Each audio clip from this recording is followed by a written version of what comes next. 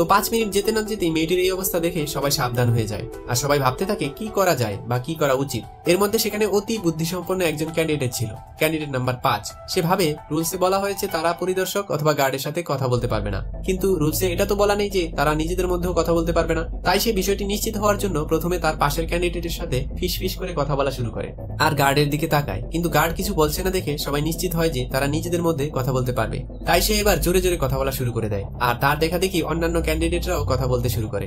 তখন 5 number candidate তাদের সবাইকে বলে আমাদের এখন প্রশ্নের উত্তর খোঁজার চেয়ে বেশি জরুরি হলো প্রশ্নটা কি সেটা খুঁজে বের করা, কারণ প্রশ্নই যদি খুঁজে না পাই তাহলে আমরা কিসের উত্তর দেব। সো এই জন্য আমাদের সবাইকে এখন একসাথে কাজ করতে হবে। আবার এমনও তো হতে পারে যে কোম্পানি আমাদের টিম ওয়ার্কের দক্ষতাটাই যাচাই করতে চাচ্ছে যে আমরা সবাই মিলে কোনো সমস্যার সমাধানে কতটা পারদর্শী। যেহেতু এখন সবার আইডিয়াগুলো তারা একসাথে শেয়ার করতে পারছে, এতে সবাই কিছুটা স্বস্তি পায়। এরপর তারা ভাবে যেহেতু পেপারে শুধুমাত্র ক্যান্ডিডেট নাম্বার লেখা, তাই কথা বলার ক্ষেত্রে তাদের আসল নাম ব্যবহার করলে কোনো সমস্যা হতে পারে। তাই তারা প্রত্যেকের একটা করে ছদ্মনাম দেওয়ার সিদ্ধান্ত নেয়।